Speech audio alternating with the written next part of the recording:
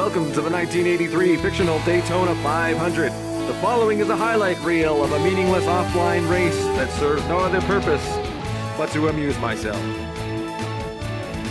There you see the tri-oval area and the pit road with the 40 cars that will be addressing this track for 500 miles this afternoon. Crowd on their feet. Field fires. The moment in motorsports. And as the starting lineups are being run down, let me introduce you to my imaginary cohorts for the day. Mike, Kevin, and Bill from Rifftrax and MST3K. I'm not that fond of you, Pete. Just being honest. Thanks, Mike. Now let's go to Bud Lindemann. Take it away, Bud. Uh-oh. Southern style. Go for broke. Watch this pit action. Door to door. Uh-oh. Rip it. Rip it. Scream it. Rip it up. Southern style. Go for broke. Scream it. Rip it up. Watch this pit action. Door to door. Uh-oh. Rip it up style of racing. Southern style. They're getting flat on with it. This crowd is delirious. Already the crowd is up and screaming. As well as the embarrassing exercise of talking to imaginary friends today, I'll also be driving in today's race to avoid the sheer boredom of watching the AI go round and round. So let's go to the 61 in television Dodge. The driver with his baseball hat collection in the back window. What's with that? Well, I'm going to sit back, be patient, and watch the race come to me, and, oh God, I'm such a geek. All right, geeks ready? Let's pound some pavement. Hey, this one is a wheel-to-wheel fender bender that'll keep you on the edge of your seat from flag to flag. Well, goodbye. And they're wound out and moving. Can't believe I missed Matlock for this. Hey, they're getting flat on with it. Anybody have a pen so I can put my eyes out? Can we be quiet for a while? First time up to 190 miles per hour. Headed for 200 miles an hour in the back straightaway. You're on board with Dale Earnhardt, who's wasting no time getting to the front. It's like Fred Flintstone's house. He keeps going past the same stuff. Earnhardt to the inside. Earnhardt winds it up. Goes down low. Earnhardt was very quick to move to the lead. There's 5 bonus points, but those 5 bonus points with Earnhardt leading them going into this race game could be very important. And the first lap will go to the Intimidator. You know, he wouldn't be nearly as intimidating if he were in, say, a bathing suit. It's interesting how we see those cars just bobbling a little bit. It's almost impossible to keep the cars in a straight line when they're running in a draft. They're running against a wall of air right on each side. I'm bored. You guys got PSP? All right, then who wants to hear a joke? Oh, I do. Oh, me please. I love jokes. It's pretty racist. I'd rather not. As Dale Earnhardt and Darrell Waltrip battle side by side. Dead heat at the end of lap number 2.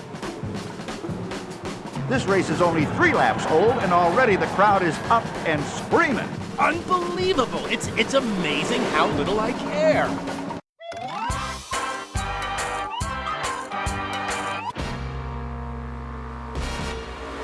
Look out, front chute. Oh, somebody's in the wall. Oh, Nellie. Oh, this is worse than the time I missed the end of Diagnosis Murder. This is the kind of racing that's made NASCAR famous. Always be on your guard against vomit slicks. Nice effects. About as real looking as Bjork. Bjork's not real? No, she's a product of Jim Henson's Creature Workshop. I actually believe that. Ah, zombie Dale Earnhardt. Let's ride with Jimmy Means, who got the worst of that. This should be fun. Billy Joel gets his morning paper. Crash, bang, crack 'em Whoa. up. Put 'em Whoa. back again. Oh, gave me Crash, whiplash. bang, smash 'em Oh, up and man. smash up town, The my laughter, friend. the cruel mockery. If I wanted to see that, I'd go out for junior high hockey again. Let's watch what happened to Trevor Boys. Now with extra gayness. I can imagine what Jimmy Means is saying to Dick Brooks, who caused that big mess. Thanks for collapsing my lungs. It probably went like this. Jimmy, I'm sorry. It's my fault you're in this mess now. It's all my fault. I'm sorry, Jimmy. Mom's so upset.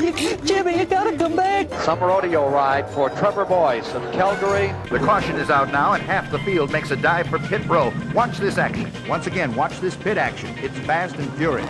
Now, let's take a close look at automobile service, Southern style. Bud seems to have a fetish for showing pit row action. You think? How many did we lose? Is there any way you could pretty it up a bit? I can revive my burlesque routine to keep us afloat for a time. They just had to replace some frayed thread and they're back. What? Hey, now what's wrong? Uh-oh, he just blew the engine. That's two blown engines, bud. Tom Sneva and Sterling Marlin. He drives like Haley Joel Osment. And can't get below the yellow line. Well, it's hard to steer when you've just blown up. Look out! Whoa! This is the greatest racing in America. Dave Marcus, head on into Lenny Pond's door. Head on. Apply directly to the foreskin. Oh, now that's just silly. He should go to Six Flags if he wants to do that.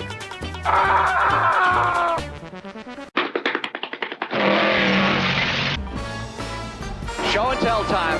2 laps to go. At the moment, the lead has been swapped another time, and now it's Terry Labonte's effort in the Dale Inman car. He's up in front. Labonte on the comeback trail. Crashed hard at Riverside, California, last race of 1982. The air hangs so heavy with tension and excitement, you feel like you can cut it with a knife. Bobby Allison whips right up through there. Look at that car glide. Takes it in very easily. Loose rein on number 22. For the lead. To the inside. He'll make it look easy, Ken. That, my friend, is called traveling. Ron Bouchard is getting into it as well. Car number 47 with a new crew chief here for today's race. The white flag is out. One more lap. This crowd is delirious. Can Bobby do it? 1 lap to go. As this tremendous group of cars thunders into turn number 1. Here comes the field closing. A record number of cars clustered together. Here comes Baker. Back into it once again in car number 21, driving for the Wood brothers for the first time. On the outside, Terry Labonte is in third and running side by side. That is hurting Terry Labonte. That really messed Terry up. And it is a titanic struggle today with this many men fighting for first place. 10 cars, 11 cars battling for the lead as we get down to the finish. Bobby Allison does it. In an absolutely spectacular finish, he fires under the checkered flag.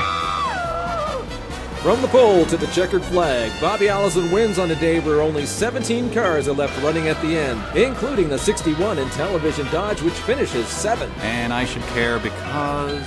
Well, Bud was impressed. He's proven he can run with the greatest. Thank you. And after all, isn't that what racing's all about? But you are, Bud, and from that we go to the Miller Buick because it's Miller time for Bobby Allison. Oh, man, I'll tell you, this Cavola Brothers Miller Buick really ran good. I'm telling you, Mike, what a thrill for me, what a thrill.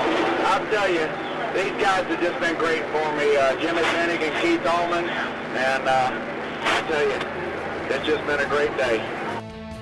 Well, that was a colossal disappointment. I didn't think it was that bad. It's okay. What? I could have done better, that's all. Good night, everybody, and thanks for watching.